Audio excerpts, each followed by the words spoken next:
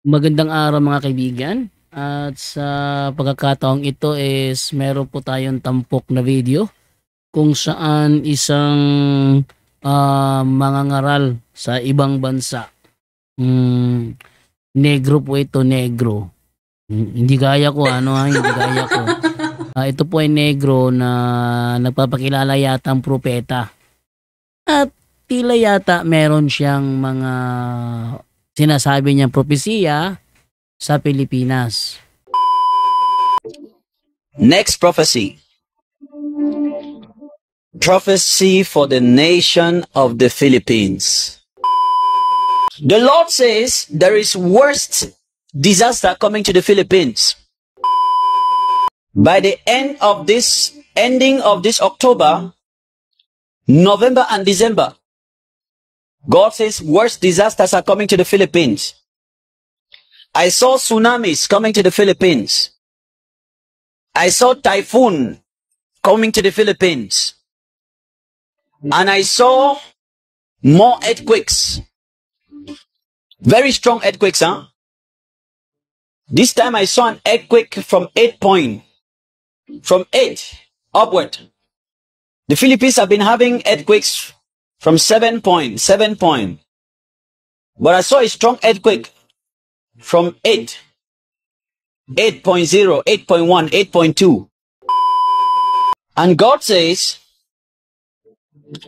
the reason why the Philippines is facing these disasters is because there is much idolatry practice in the Philippines.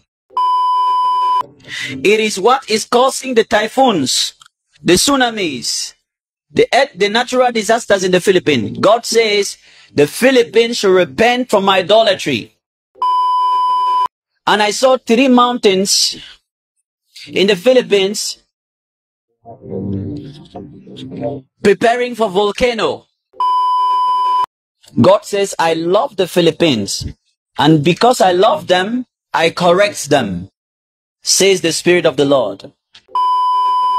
Nako, matindi ito. Papasukin daw ng tsunami ang Pilipinas.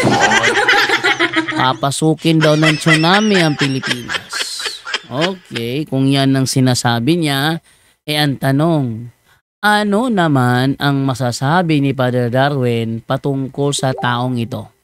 Pakinggan naman natin si Father Darwin. Hello mga kapatid, magandang araw po at kumusta po kayo? At ang pag-ibig at kapayapaan ni Kristo ay maghari nawa sa isipan at puso natin. So, ating munang komentaryuhan itong tatalakayin ito mga kapatid. Pero good morning po. At kumusta po kayo? Sana po nasa mabuting kalagayan po kayo. Yang Geroche, Yupiga, Brenda Formalijo. Unang-una, ito si Pastor Perez Indi. Ang kaulugan pala ng Indi, Nazaren. Nakalimot ko sa Dino, Nazaren. Ini-search natin itong kapatid natin. At bibigyan natin ng tunay na komentary base sa aral ng at salita ng Diyos din, hindi yung sarili natin. No? Dahil kung sarili lang natin basihan, no, parang natural lang lahat na opinion natin. Okay? So, itong kapatid natin ay may psychic ability, no? Pero hindi naman ito hula, mga kapatid. Natural lang talaga na may bagyo. Every taon, may taon ba na walang bagyo, mga kapatid, dito sa Pilipinas? Every year, may bagyo talaga. Hindi totoo na, hindi na yan prediction. Natural occurrence po yan sa Pilipinas na may earthquake. Meron bang taon sa Pilipinas na walang earthquake? Meron bang taon sa Pilipinas na walang bagyo, walang baha? Pero na-intensify po ito dahil sa abuse sa mga sa natural resources natin. Okay? So ito po yung kung meron siyang kapangyarihan sa paghula, delikado po yan. No? Either charism or psychic. Psychic power, mga kapatid. So, dito tayo sa yung mga santo mga kapatid, charism po yun. At yung mga connected sa mga occult practitioners, and marami sa atin, connected po tayo sa occult.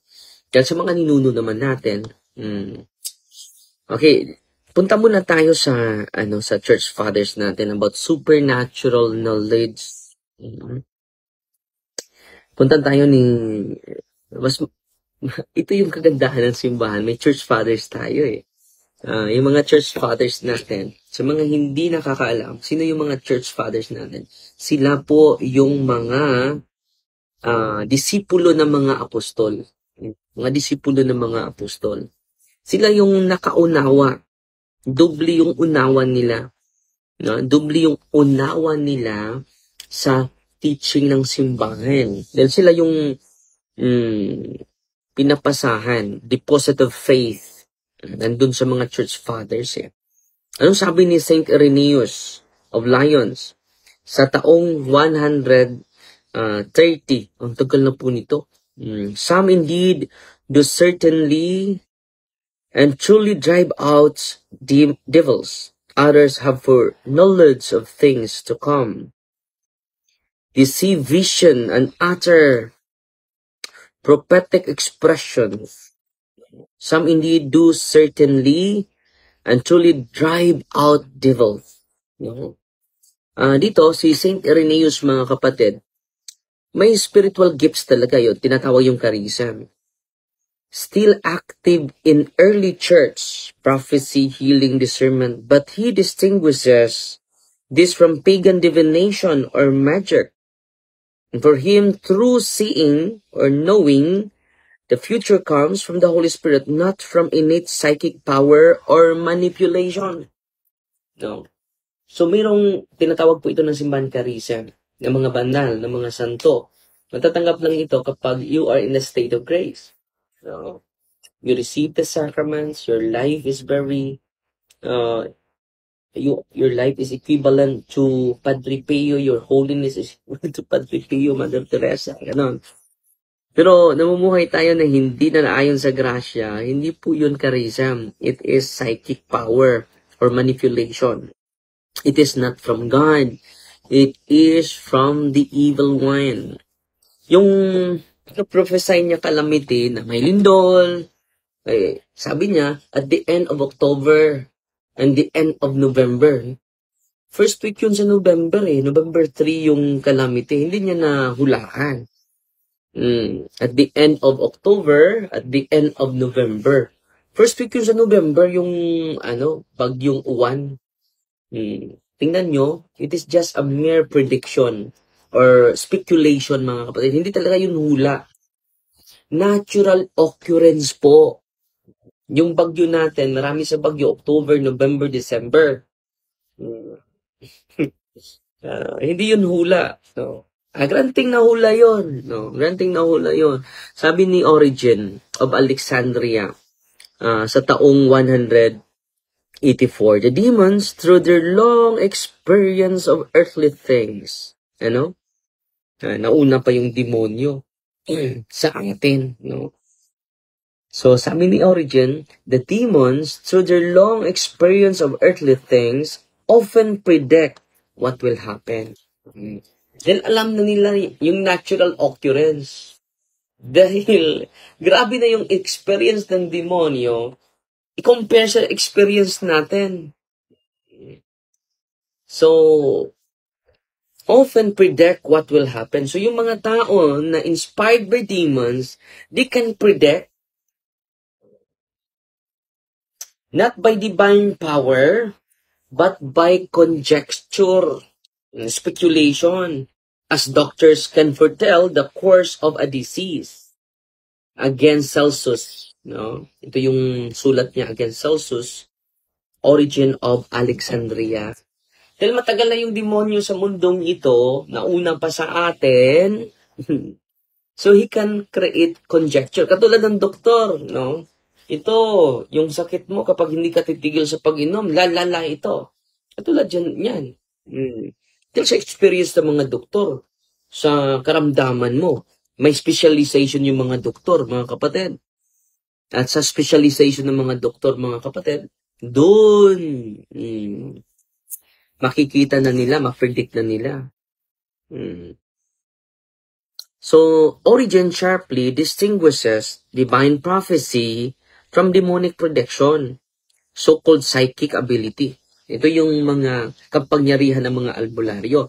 Revelation, dreams, or omens from pagan sources were, for him, deceptive imitations of the true gifts of the Spirit. So makatanggap lang tayo ng true gifts of the Holy Spirit when we live in grace.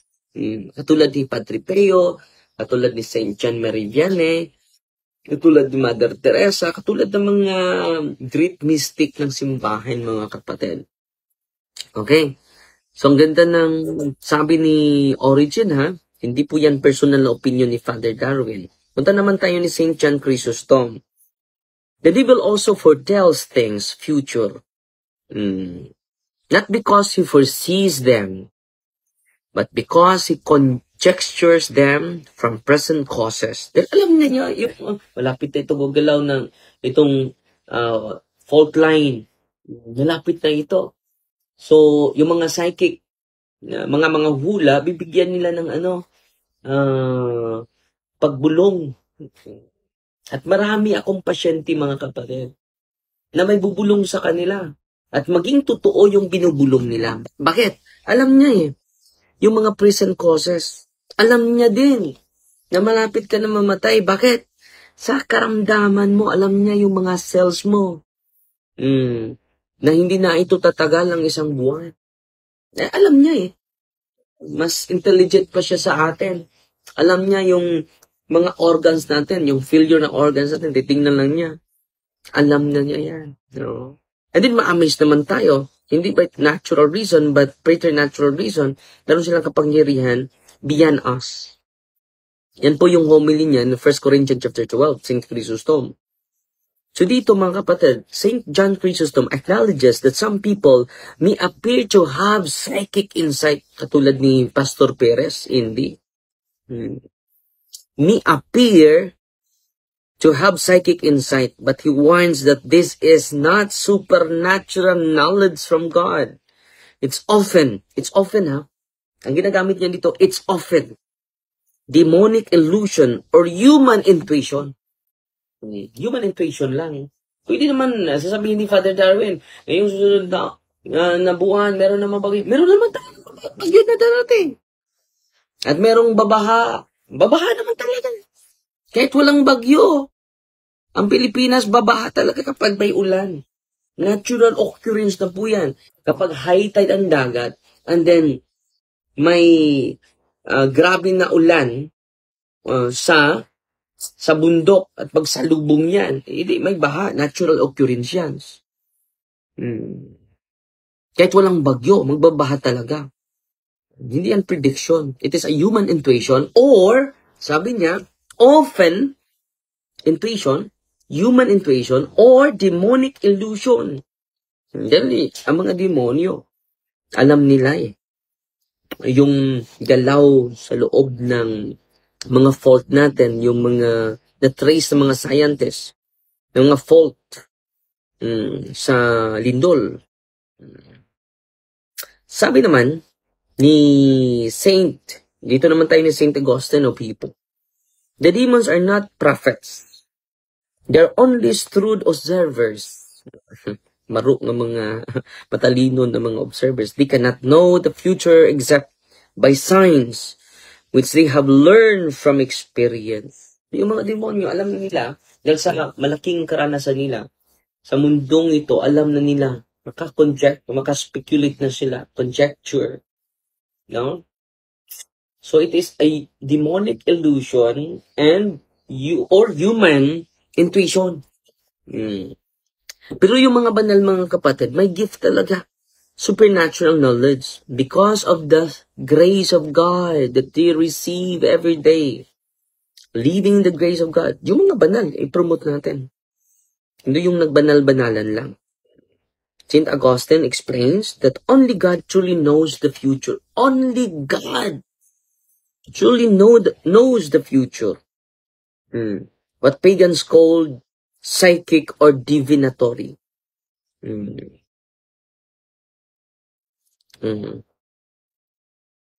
In his view, either fraud or demonic mimicry. Mimicry. Authentic insight, prophecy, word of knowledge, discernment of spirits comes from the Holy Spirit, not human psychic ability. So talikdan ang angay, talikdan, bahala mong tanan, di kapoy nako, og pasan sa akong kinabuhi. So, J. Mawela, so, mag-pray ka kapatid, at huwag kang sumuko kapatid. I-entrust mo sa Panginoon yung problema mo. Huwag kang sumuko. Ang Diyos nga hindi sumuko para sa atin. Nagpakamatay siya sa atin. Tingnan mo yung cross kapatid. Bring your pain to Jesus kapatid. Huwag kang wala ng pag-asa. So, the church fathers, mga kapatid, itong divination and magic condemn. The church fathers were very consistent, oppose all forms of astrology, sorcery, consulting the dead, fortune telling. These were seen as idolatrous. Idolatrous.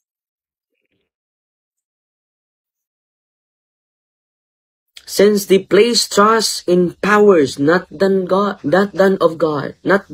than God. So, mas naniwala pa sila sa kanilang anting-anting. Naniwala pa sila sa agimat nila. Kaysa Panginoon. Hindi po maganda yun. Tertullian, in the year 160 to 225, all superstition of magic and divination must be entirely rejected. Malinaw na malinaw yan. Kung nakikinig kayo sa atin ngayon, kung may agimat kayo, may anting-anting kayo, you should reject it. Approve ba ang online Eucharistic adoration? Kung wala namang kayong adoration chapel, pero malapit lang kayo, this should be actual. Padre, unsay kasulti nimo, anang kita mo oy manggala sa atong misis. Masarap. Mangala ang atong misis. So, i-deliverance mo yung misis mo. Gamitin nyo yung mga sacramental sa simbahan. Receive the sacrament. It is a greatest protection po. Yung internal conversion natin. Okay? Bakit must be entirely rejected? They are the work of demons which turn the soul from God. The idolatria. Chapter 9 by Tertullian. So, true spiritual perception ang kinakailangan natin ngayon, mga kapatid.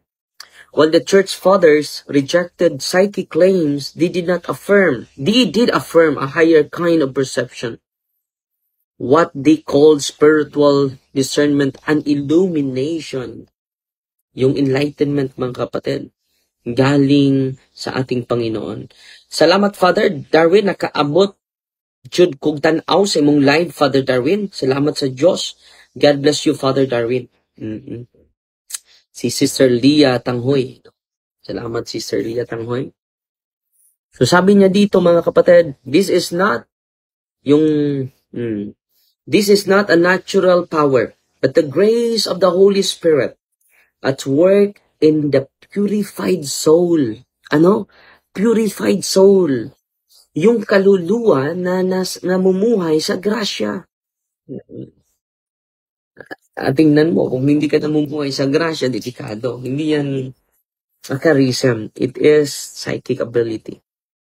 The pure heart sees the invisible things of God. So, sino lang? Yung pure heart. Saint Gregory of Nyssa, Homilies on Beatitude. This seeing is what mystics like the Desert Fathers spoke of, not reading minds or telling fortunes, but perceiving divine realities through prayer and asceticism and love. So, ito po, i-recommend natin yung mga banal.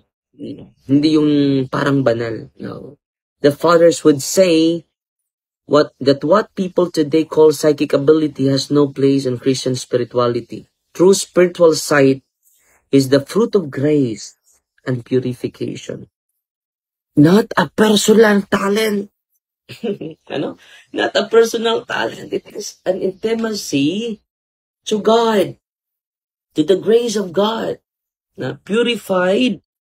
It is not a personal knowledge or personal talent. It is the fruit of grace and purification. The Christian task is not to awaken hidden psychic powers, but to open the heart to the light of the Holy Spirit who alone reveals the truth. No, ang ganda nito, mga kapatid. Hindi to awaken the psychic powers, hidden psychic powers nasa atin, but to open our hearts to the movements of the Holy Spirit. It is not by the power of nature that we know God, but by the illumination of the Spirit of God. Saan yung Espiritu ng Diyos? Sana natin makikita yung aral ng Diyos? Sa simbahan lang. Wala nang iba. Okay? Ito yung advice natin sa banal na kasulatan. So, tingnan niyo yung mga kapatid, ang connection sa teaching ng mga church fathers sa aral ng sa salita ng Diyos. Okay. Dito tayo sa Deuteronomy chapter 18 verse 10 to 12. Yung manghuhula, ni-recommend ba ng simbahan ng salita ng Diyos? Pastor siya, tingnan natin. Huwag may sinuman sa inyo na manghuhula ng mga palantandaan o mangkukulam, sapagkat ang gumagawa ng mga bagay na ito ay kasuklam-suklam sa Panginoon. Sinong nagsabi nito? Mismo ang Panginoon. Deuteronomy chapter 18, verse 10 to 12. Kung totoong hula yon, kapatid. At alam nyo, hindi naman yun hula para sa akin, natural occurrence lang po yun. Pero kung totoong hula yon, sabi ng salita ng Diyos, kasuklam-suklam po yan sa Panginoon. Hindi po si Father Darwin ang sabi nito. Ang banal na kasulatan mismo. Tingnan nyo, Deuteronomy chapter 18, verse 10 to 12. Dito naman tayo sa Leviticus. Si John Lee Aporto. First time jud na ako kita sa imo live, Father. Ganahan jud ko maminaw, dre. Salamat sa ayo. At sana po, i-subscribe din ninyo yung YouTube channel natin, ha? YouTube channel natin, punto per punto, para marami pa tayong maabot, mga kapatid. Unsay angay na akong buhaton, Father, makigbulag ko sa ako live-in kay dili na ko gusto makasala. Dili na ko gusto magkasala kay dili na ko gusto makasala dayon. Iya ko gikulata. Mong ayo, dili man pwede makasal kay usa ka bulag sa ako bana. Ya pinakaslan nako. Dayon karon makigbulag nako sa ko live-in kay dili na ko gusto makasala kay iya ko gikulata. Ipagdasal mo yung live-in mo and then ma-converted kayo dalawa. Okay? So gawin mo ang dapat gawin and then hindi dapat dahil sa galit natin, dahil sa conversion natin. So ginagawa mo yan dahil iniibig natin yung sarili natin, iniibig natin ang Diyos, iniibig din mo yung live-in mo. Okay? Thanks, Padre, kay naay pare nga sama nimo si Joey Torrio. Ipagdasal po lagi. So, dito naman tayo, Leviticus 19:26. Huwag kayong maghuhula o magpalagay ng mga palatandaan. Leviticus 19:26. Malinaw yan ay. Hindi yan salita ko. Salita ng Diyos yan. Dito naman tayo sa ito, sa New Testament. Okay. Isaias muna tayo. Isaias 18:19-20. Kapag sinabi nila sa inyo, kumonsulta kayo sa mga manghuhula at sa mambabarang, hindi na dapat ang bayan ay kumonsulta sa kanilang Diyos. So doon na sila kumonsulta instead sa Panginoon. Isaiah chapter 8:19-20. Ito yung babasahin natin ang gawa sa New Testament po. Gawa 16:15-18. to 19. Basahin natin. Ito po, very essential po ito. Nakaabot yun ko sa imong live, Father. At sana i-share nyo po. Kindly visit po sa ating YouTube channel din, ha. And then, subscribe din kayo doon, okay? So, matapos siyang mabinyagan, Gawa 16:15-19. Humingi siya sa amin at sa kanyang sambahayan na manatili sa kanila. Pinilit niya kaming manatili at tinuruan namin siya at ang kanyang sambayanan. Nang kami ay maglakad sa palengke tuwing araw ng Sabat. Nakatagpo kami ng isang babaeng alipin na may espiritu ng paghuhula. Oo, pwede siya makahula. Nang nagdadala ng malaking kita sa kanyang mga Panginoon sa pamagitan ng paghula. So may alipin na babae, mga kapatid, na may espiritu sa panghula. Na ngayon, ano ang ginawa ng mga apostol? Siya ay sumunod kay Pablo. So itong alipin na may espiritu na paghuhula, tingnan natin ang kasunod. 17, siya ay sumunod kay Pablo at sa amin at umiyak. Ang mga lalaki na ito ay mga lingkod ng Diyos na makapangyarihan na nagpapahayag sa inyo ng daan ng kaligtasan. So nag-affirm pa ni Apostol San Pablo. Pinupuri pa niya si Apostol San Pablo, itong alipin na may espiritu sa paghuhula. Pinatuloy niya ito sa loob ng maraming araw. So laging tagasunod ito ni San Pablo. Kung saan sa San Pablo, nandun din siya. Ngunit si Pablo, na nababahala, ay sumabi sa espiritu, sa pangalan ni Jesucristo, lumayas ka. Ini-exorcise si San Pablo. Itong babaeng ito, na nanghuhula, lumayas ka. At lumayas ang espiritu sa kanya sa oras na iyon. Nang makita ito ng kanyang mga agalon o Panginoon, nawala ang kanilang pag-asa sa kita mula sa kanya. At hinuli si Pablo at si Silas at dinakip sa publikong lugar. Kinulong si Pablo dahil pinalayas niya yung espiritu sa paghuhula. So mag-ingat po kayo sa mga manghuhula, ha? Yung espiritu sa paghula, kinakast out ni San Pablo. At sa mga hindi pa nakasubscribe, mga kapatid, sa YouTube channel natin, ay ni-subscribe at manood din kayo sa mga latest natin na video dun, ha? Pakiusap po. At marami tayong matutulungan po. Hindi lang kayo manood dito sa live natin, sa Facebook natin. Manood din kayo sa YouTube channel natin, ha? Reverend Father Darwin. At subscribe din kayo. Para sa pamagitan yung panunood, sa panunood lang ninyo. At kung maaari, makapanood din kayo sa YouTube para marami tayong matutulungan ng mga kaibigan natin. Okay? Maraming salamat. Adyo gani. Kay napari ka pa rin, no? Daghan kaayo mi na enlighten about Catholic doctrine. Daghan kaayo ka natabangan ba si Joe Vitor yun. Salamat sa Panginoon po. So, dahil magkakasal ako alas 3, ang oras tayo po 11, so no? 11 or 12. Pupunta na kami sa lugar o sa parokya kung saan doon tayo mag-celebrate ng misa natin. So, nag-comment lang tayo ni Pastor, Pastor Perez Indi, mga kapatid. Pastor Perez Indi. At salamat po sa inyong panunood, ha? At salamat din sa mga star senders natin. Okay? So, good morning po, Father, watching from Placer, Masbate. Si Anisha Oro Inok, lagi itong nanonood sa atin. At salamat din sa mga star senders natin. Si Christine Soronio. Ipopost ko po sa Saturday yung mga star senders natin. Ipopost ko isang beses lang every week po. Every Saturday po.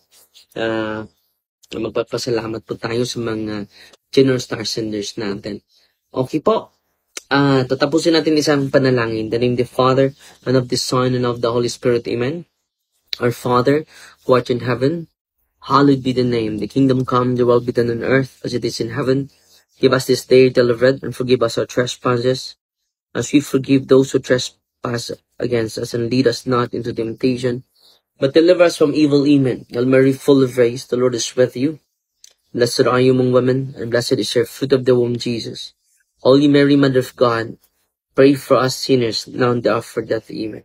Glory to the Father, to the Son, and to the Holy Spirit, to us in the beginning, is now, and never shall be, world without end. Amen. And then mga kapatid, ito so ang summarize mga kapatid, yung mga santo may prophecy din sila. At yung prophecy nila ay supernatural knowledge yun because they live in grace. It is the fruit of grace. It is a purification of their soul. Kung yung visionary ay hindi purified, at nakikita natin yung buhay nila na hindi naman naayon sa simbahan, it is a psychic po. It is a psychic ability po. Okay? So, Fighty Maria, tatak sa FD with a humble heart po. God bless.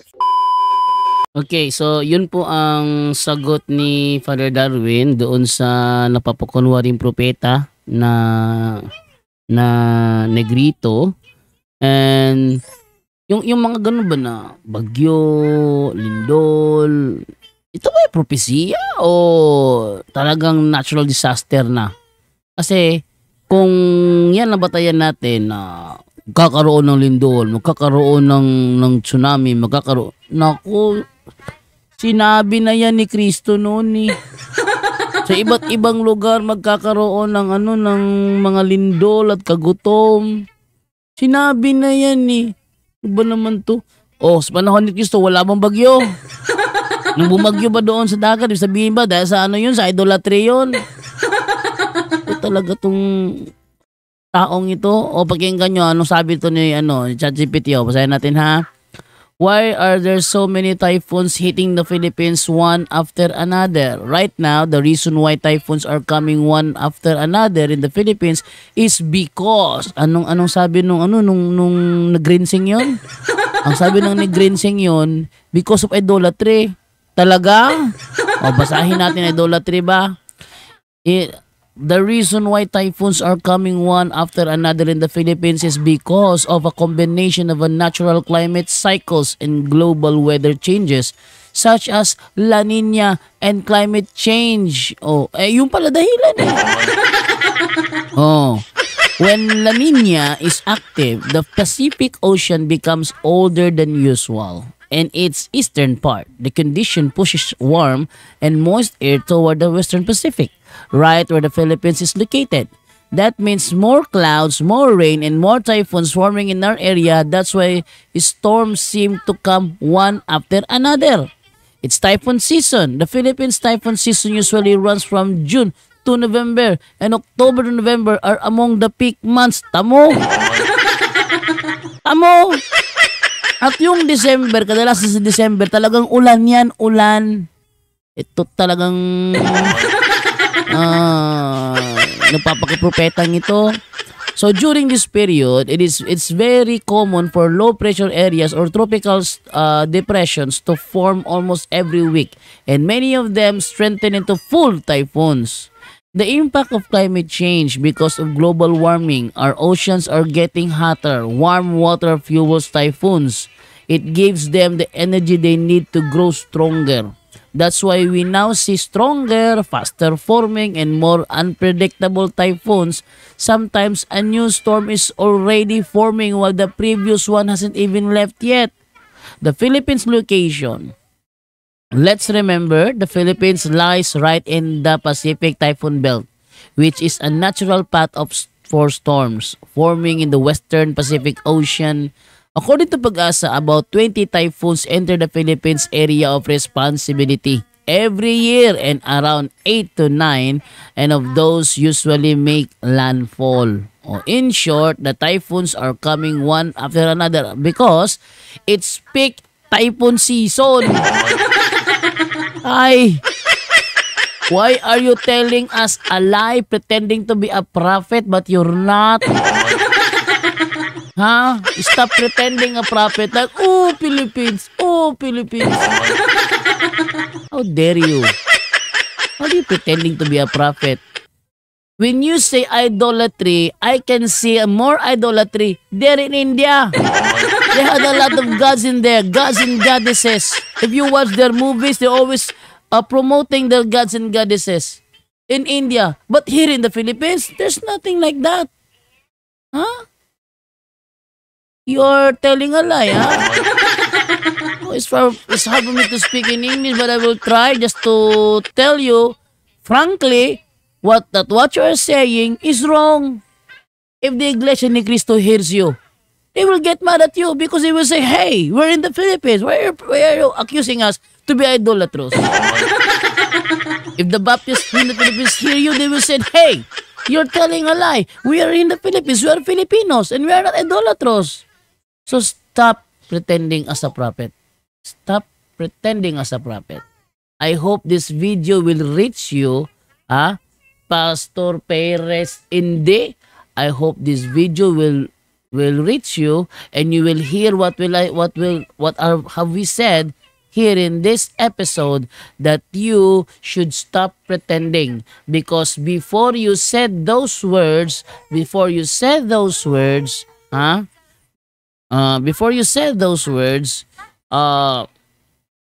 Jesus has already prophesied that there will be earthquakes and famines all over the world. So stop pretending that God told you.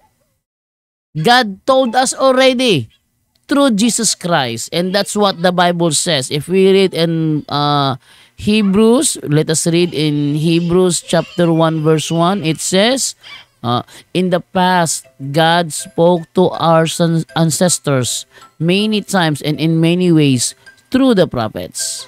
I agree on that. Verse 2. But in these last days, He has spoken to us through His Son, and His Son has already prophesied that there will be earthquakes and famines and storms any part of the world. So stop pretending that God messaged you, that God told you. You're in a Protestant. You're a Protestant.